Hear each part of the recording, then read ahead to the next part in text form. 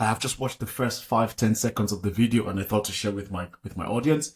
Um, I think mattyballz always does a fantastic job of covering situation with multiple parts, which is why I decided to go with his video. Go follow him. I'll leave a link to the original video and to his channel in the description. Let's hop right into it.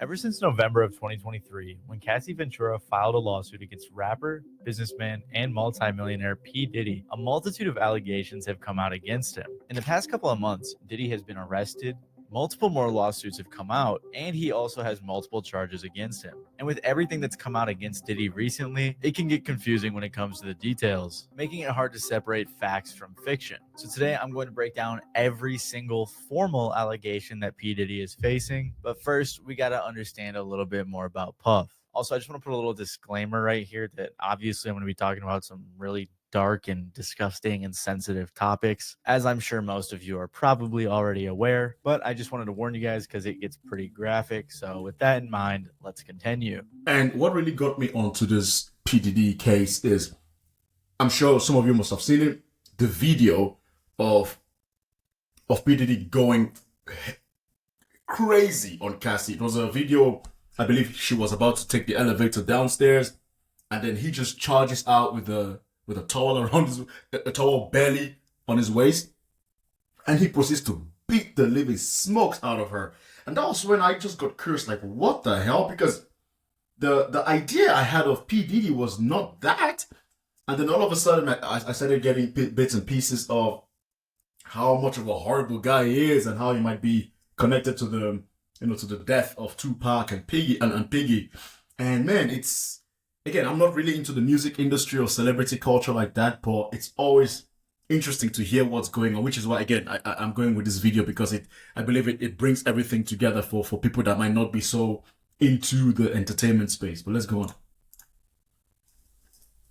Most of us know who Diddy is or know of Diddy, but we gotta have a better understanding of who he is to truly understand these allegations. Diddy, aka Puff Daddy, P. Diddy, or Sean Combs, began his career in the 90s working at Uptown Records. A few years into his career, he was fired, so he then created his own label called Bad Boy Records in '93. He signed the notorious B.I.G., who was obviously a huge signee and made Puff very successful. He signed other artists like Faith Evans and had an in-house production team called The Hitmen, who worked with artists like Usher, TLC, Mariah Carey, Aretha Franklin, and many more. Puff was already very successful, but then he decided to work on his own music. His first single charted for 28 weeks on the Billboard Hot 100, and his first album sold 561,000 copies first week. So Diddy was already wildly successful early on to his career in the music industry. Not only was he a successful artist, but he was also a powerful executive with tons of connections. He also had other business ventures, with one of his most successful ones being his partnership with Ciroc, in which he helped them develop their brand in exchange for 50% of the profits. So if you didn't know much about Diddy, that's pretty much all you need to know. He's a rich... I'm going to say this. At the end of this video, guys, I want you guys to think about it, and I want you to answer this question for yourself.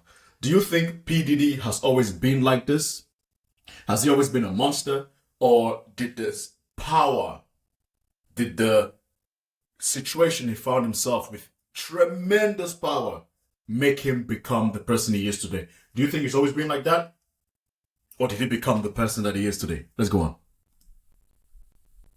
Rich, powerful, and successful man in the music industry and Hollywood in general. He's won a Guinness World Record for most successful rap producer in 1997. He's won 3 Grammys, and he's also credited for cultivating artists like Biggie, Mary J. Blige, and Usher. I kept it brief for simplicity's sake, obviously, but I really wanted to emphasize his power, his influence, and his wealth. Also, I said earlier he was a multi-millionaire, but they have even estimated his net worth to be $1 billion, so Diddy is very rich. Throughout his career, P. Diddy has also had quite a few controversies. In 1999, he was sued by Nas's manager after Diddy attacked him, for which they settled out of court for $500,000. In 2003, his clothing brand Sean John was accused of violating Honduran labor laws, as the factories were based in Honduras. The National Labor Committee said that the employees were forced to work overtime, were paid sweatshop wages, and that the bathrooms were locked. In 2007, Diddy was sued for battery after he punched Gerard Rechnitzer at a nightclub. No idea if I said his name right. And there's even more alleged violent crimes that he's committed throughout his career. For example, Diddy's ex Cassie Ventura, who we will talk more about later, said that Diddy blew up Kid Cudi confirms Cassie's story that Diddy allegedly blew up his car. Yo, man. This is like Joker shit, man. Yeah, did he become this person or has he always been like this? Cudi's car, to which a spokesperson for Kid Cudi said that it was true. On top of that, for years, Diddy has been theorized to be involved in both Pac and Biggie's deaths. Tupac's murder suspect even claimed that Diddy wanted him to kill both Pac and Suge Knight. There's even the time Eminem said, "The day you put out a hit's the day Diddy admits he put out the hit that got Pac killed." On top of that, Diddy even admitted that the death of Biggie helped his own music career. Even as recently as 2017, he was sued for sexual harassment by his chef, and the suit was settled out of court. So for a long time, Diddy has been a very shady guy in the music industry, with tons of conspiracy theories following him throughout his career. And over the years, as he would continue to have these controversies, nothing would compare to what happened recently. In November of 2023, singer Cassie Ventura filed a lawsuit against Diddy that would set off a chain of legal issues for Puff. She said, "After years of silence and darkness, I am finally ready to tell my story and to speak up on behalf of myself and for the benefit of other women who face violence and abuse in their relationships." Cassie met Diddy in 2005 when she was 19 and he was, I believe, 36. Yeah, Cassie, in my opinion, was the person that really put the nail in the coffin for him. Because I believe it started a couple of years ago when she threatened to make a video or to come out against the allegation. That's what I remember. Again, if I'm talking crap, just forgive me. I'm not really attuned to this, which is why we're watching this video together. But I think she was the person that really kicked off the open Pandora's box for him. But he has a really shitty track record, huh? Not the nicest guy. And she signed to Diddy's label in 2006. Not only did she sign to the label, but she signed a 10-album deal. She basically signed her life away. And Diddy made her sign this so that he could have more control over her career. So I wanted to get us all together so we could get this, everybody can hear from me how focused and excited I am about the project. I wanted, Cassie to, everybody to meet Cassie. Y'all know that. They had an on and off relationship from this time until about 2018. In the lawsuit, Cassie claims that not too long after she met him, Diddy would give her drugs to make her compliant, he would beat her multiple times a year, and he forced her to have sex with male prostitutes while he filmed. He very quickly became very controlling of her, as obviously he was in control of her career, and he would also pay for her car, apartment, clothes, and also had access to her medical records. Yo, apparently, holy smokes, though. But I think this is something that I've been hearing multiple times about Hollywood and the extent people are willing to go to have success in Hollywood. I mean, I'm not really big into the conspiracy theories, but it seems to me like Hollywood, to become really successful in Hollywood, you definitely have to know people. It's not as meritocratic as people like to make it seem, because a lot of the successful artists that we see today, especially in the modern era, most of them came from wealth. Most of them came from connections. They had the access to become. So maybe that's why these men and women put themselves through all these things, because they don't know someone. So they have to earn their stripes, which of course exposes you to abuse, like Cassie.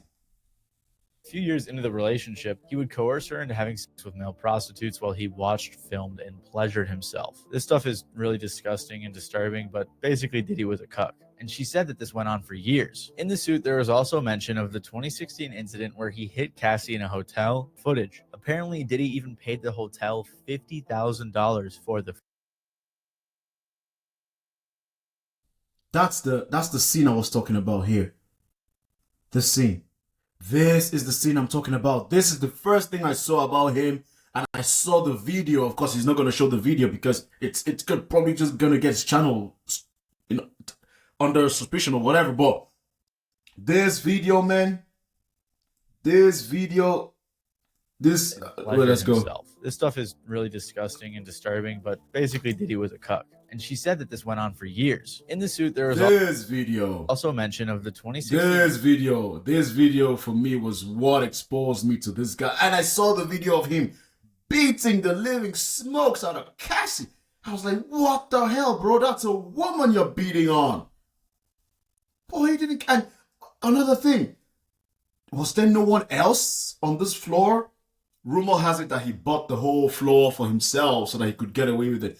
And he paid the hotel. And the hotel took the money. So it's just a bunch of enablers all around.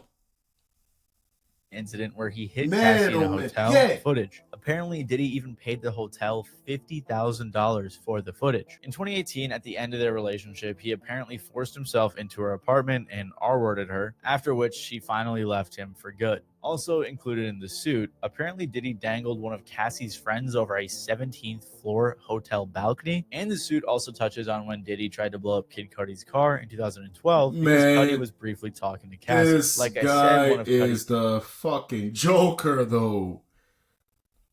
Dangling one of Cassie's friend over a 17-story building. Now, it's all alleged. It's all alleged. We're gonna put allegedly there, right? It's all alleged, but good God. Yo. These spokespeople said this is all true. One of Diddy's lawyers, Ben Brafman, said Mr. Combs vehemently denies these offensive and outrageous allegations. For the past 6 months, Mr. Combs has been subjected to Miss Ventura's persistent demand of $30 million, under the threat of writing a damaging book about their relationship, which was unequivocally rejected as blatant blackmail. Despite withdrawing her initial threat, Ms. Ventura has now resorted to filing a lawsuit riddled with baseless and outrageous lies, aiming to tarnish Mr. Combs' reputation and seeking a payday. In response, one of Cassie's lawyers said Mr. Combs offered Ms. Ventura 8 figures to silence her and prevent the filing of this lawsuit. Now, I don't know about you guys, but I think it's pretty disgusting to say that this was just full of blatant lies because Cassie was seeking a payday when there's... I understand, mattyballz, and I'm sure you do, brother, but the lawyer's job is to protect his client. Even, I'm pretty sure the lawyer himself or herself does not believe whatever they're saying, but it's their job to say it, right? It's their job to protect the client, even if the client is a dick, even if the client's an asshole. You know, it's their job. Literally footage of Diddy beating her in the hotel. And that footage actually wasn't even out at the time, which means the dude was just lying. Like I said, though, Cassie was suing Diddy for $30 million. And apparently the day after they filed the lawsuit, it was settled out of court. It was settled for an undisclosed amount, and both parties said they wanted to settle it in a pleasant and friendly way. There's nothing public about how they settled it. We don't know how much money Cassie was paid, if any, or even why in particular they settled. Ben Cesario from the New York Times said, for Diddy, the settlement quickly shuts down what could have been a risky and potentially embarrassing process of legal discovery, in which reams of evidence are made public and a possible trial. And Cassie also likely didn't want to relive all of her trauma, which is why she probably was willing. Something else that I think of for Cassie is she was so young when she started experiencing all these negative experiences with Diddy, and the damage. Can she potentially come back from this damage? Is this something she can recover from? And no amount of money, believe you me, no amount of money can take that mental scar away from you. And another thing about Diddy is just look at his eyes, guys.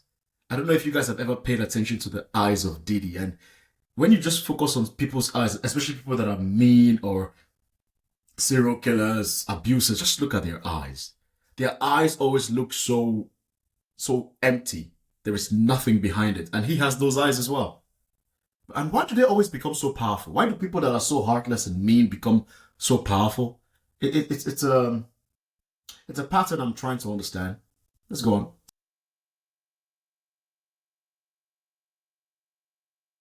To settle rather than sit through a trial. But thanks to Cassie's courage for coming forward about this, a multitude of lawsuits followed. Just 5 days after Cassie's lawsuit, another lawsuit was filed accusing Diddy of drugging and essaying a college student at Syracuse University in 1991 and filming it. Then apparently Diddy would show the footage to people as revenge porn. Shortly after that, a third lawsuit was filed accusing Diddy and Aaron Hall of R-wording the accuser and her friend. Apparently, following the assault, Diddy pulled up to the girl's residence and got violent, even choking the girl till she passed out. After this suit came out, Diddy's spokesperson again claimed they were lies, saying these are fabricated claims falsely alleging misconduct from over 30 years ago and filed at the last minute. This is nothing but a money grab. Because of Mr. Combs. I mean, fair enough. There have been multiple situations where women make this up, but my goodness, it's a pattern. It's a pattern. If it was just one-off, yeah, you could make that argument, Mr. Lawyer. However, this is a pattern, and it's followed him consistently during the course of his career and post-career as well. So it's, when you're the common denominator in a bunch of lawsuits and accusations, there's something to be said.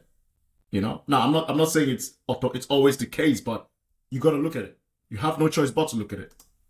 His fame and success, he is an easy target for anonymous accusers who lie without conscience or consequence for financial benefit. Following this, on December 6, another lawsuit was filed in which they claimed in 2003 a 17-year-old was gang R-worded by Diddy, Harvey Pierre, and an unnamed assailant. The victim says they talked her into getting on a private jet to New York, drugging her, and then assaulted her. In this lawsuit, the girl even provided pictures, making the claims all that more believable. In December, after all of these allegations, Diddy finally made a statement on his Instagram saying, "Enough is enough. For the last couple of weeks, I have sat silently and watched people try to assassinate my character, destroy my reputation, and my legacy. Sickening allegations have been made against me by individuals looking for a quick payday. Let me be absolutely clear. I did not do any of the awful things being alleged. I will fight for my name, my family, and for the truth." But it's safe to say Diddy's statement was not well received, and more awful allegations continued to come out. In February of this year, the producer Lil Rod filed a huge $30 million lawsuit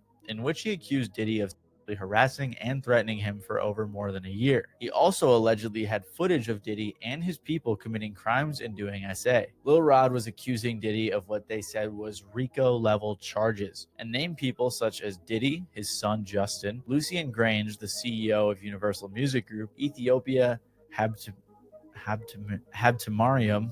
Ethiopia Habtemariam. Oh yeah, that's an Ethiopian name for sure. Habtemariam. That's how you say it. I have no idea. The CEO of Motown Records, Chalice Recording Studios, Diddy's chief of staff, Christina Koram, and Diddy's companies as defendants. So basically what he's saying is all these people I just listed and the companies were involved in these crimes alongside Diddy. I do think it's important to note, though, that Lucian Grange and UMG were eventually removed from the lawsuit. Lil Rod lived with Diddy for months at a time and was also on a yacht Diddy rented for multiple weeks. He said that he witnessed many of Diddy's awful acts. Apparently, Lil Rod was also the victim of constant, unsolicited, and unauthorized groping and touching of his anus by Mr. My good. I mean, is it for I'm trying to understand the mindset and the mentality of people like Diddy and people like him, because this happens a lot, especially from people with power, people with means. Do they think that just because they are powerful and they have money, that nothing is going to happen to them? I'm guessing that has to be their mindset, because when you do it so brazenly to people, somebody's going to talk, bruh. Especially when it's not consensual. Don't they think of that? Don't they think of that? I mean, clearly not, because they do it anyway. Mr. Combs. When he complained to Diddy's chief of staff, she said, Sean will be Sean. Rod even said that Diddy was trying to make him have sex with Stevie J and promised him that he would win a Grammy if he did. According to the suit, Rod said he was also sexually assaulted by a cousin or assistant of rapper Young Miami. He was sexually harassed and assaulted by Oscar winner Cuba Gooding Jr. and obtained footage of a rapper and an R&B singer whose names have been redacted from the complaint, consorting with underage girls and workers. Finally, Rodney said that the reason no one has come forward with anything over the past few decades is because Diddy has footage of every person that has attended his parties that he can use to blackmail them. So Rodney accused Diddy of a ton of crimes, plenty of which we'll touch on more later. But this lawsuit was huge, especially because he was naming names and said he had evidence for all of this. Diddy's attorney said that the suit includes reckless name dropping about events that are pure fiction. Following this, 2 of Diddy's houses were raided by the feds. They said, earlier today, Homeland Security Investigations New York executed law enforcement actions as part of an ongoing investigation with assistance from HSI Los Angeles, HSI Miami,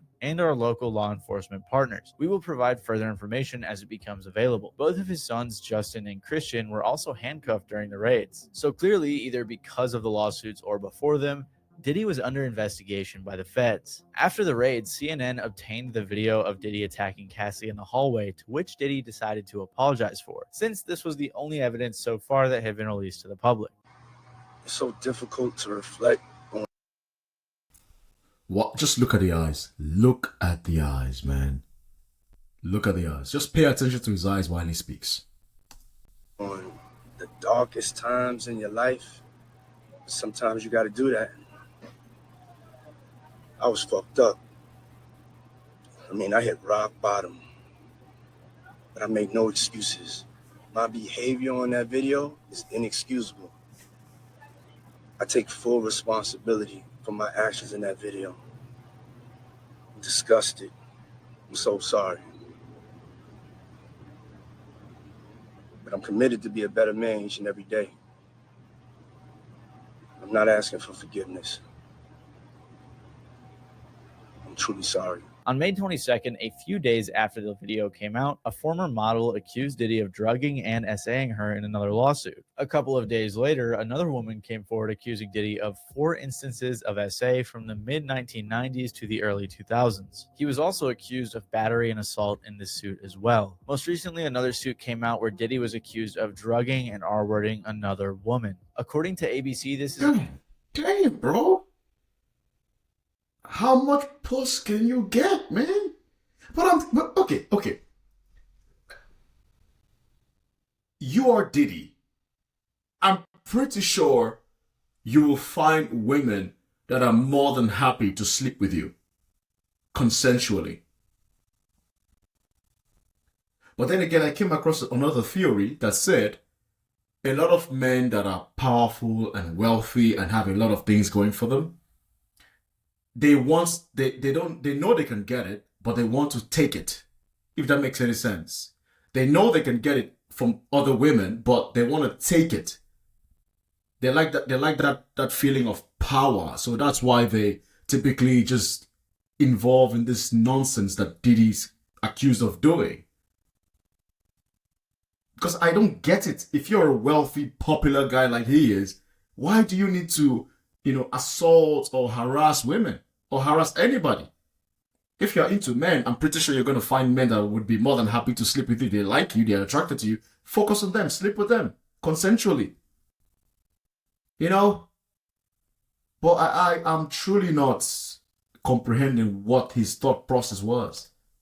At least the 12th lawsuit filed against Diddy since Cassie came out with hers back in November of 2023. As of recording this, no more have come out, but it's very possible more people will speak out. The reason all of these people came forward around the same time is because of a new law passed in New York called the Adult Survivors Act. Basically, what this did was give adult victims, people who were 18 years or older during their alleged time of abuse, the ability to file civil lawsuits in New York, even if any statutes of limitations have run out. If you don't know what that means, basically, if you were an adult in New York who got SA'd, before this new act, usually there was about a 3-year window where you could file a suit. As far as I understand it, I am by no means a lawyer, but this is what it said on Google. So now with the Adult Survivors Act, victims had a 1-year window to file suits, and it's set to expire this November. So it isn't like this is some big coordinated mastermind attack against Diddy. This new act, coupled with Cassie's coming out in her lawsuit, seems to be what motivated these victims to come forward. And just as it seemed like it couldn't get worse for Diddy, the feds showed up at his front door. Most recently, Diddy was arrested by the feds on September 16th of this year based on a sealed indictment filed by the Southern District of New York. By the way, indictment is basically just fancy talk for serious charges. The U.S. Attorney Damian Williams said,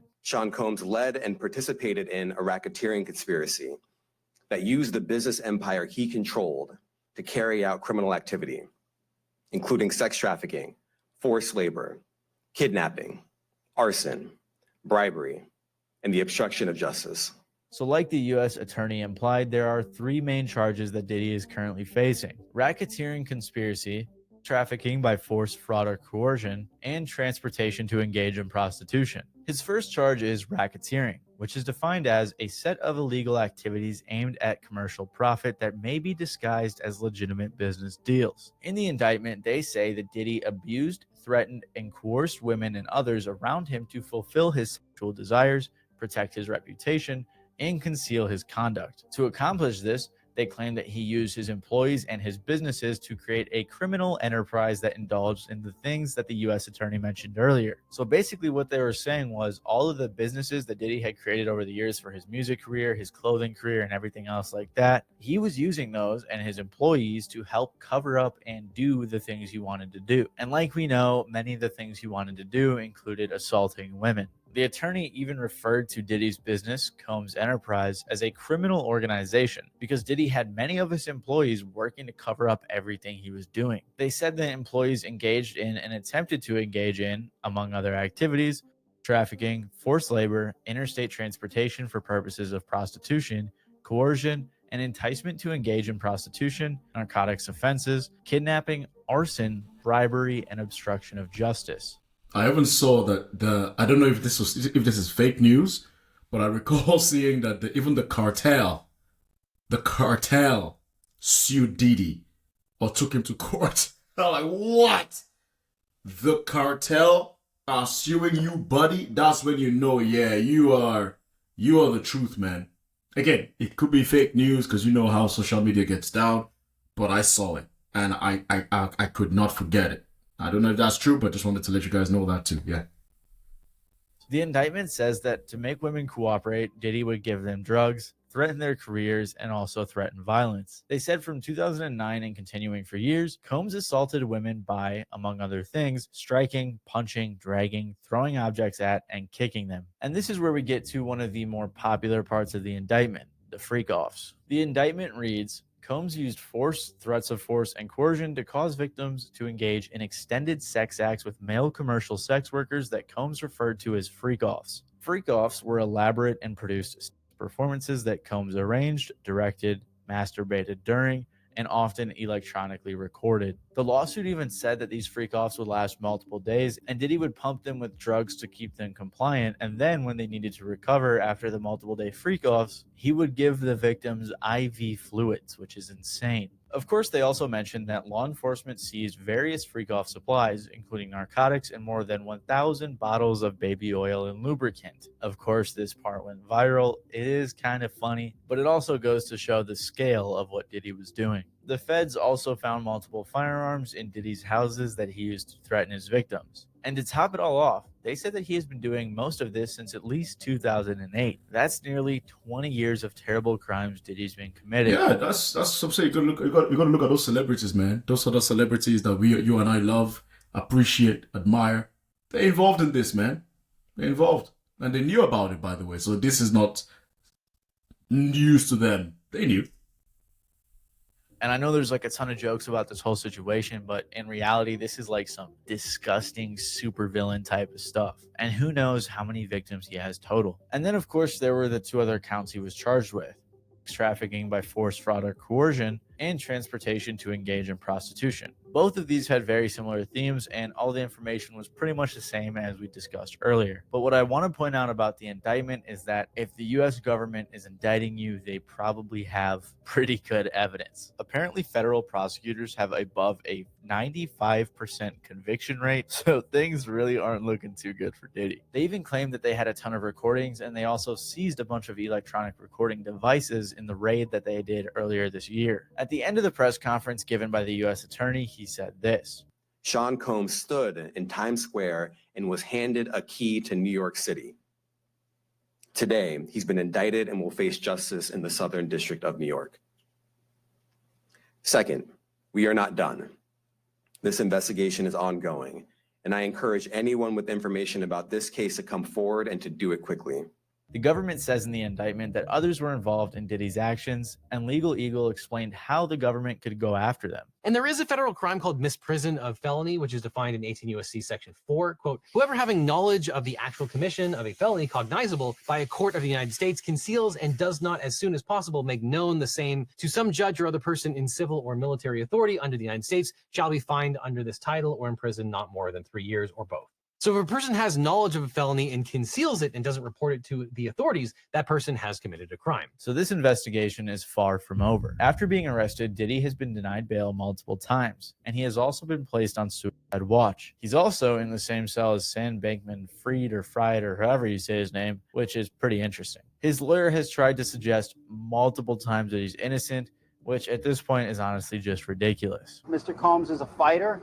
He's going to fight this to the end. He's innocent. He came to New York to establish his innocence. He's not afraid.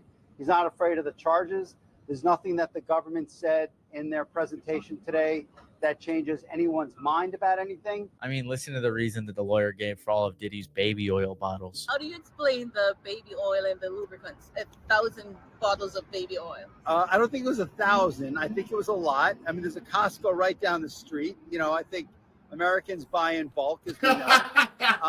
And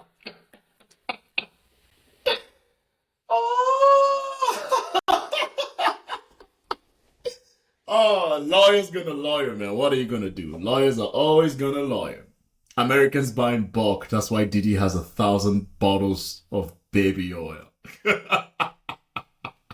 you know, this is consensual adults. Yeah. Doing what consensual adults do. To summarize, Costco had to deny it.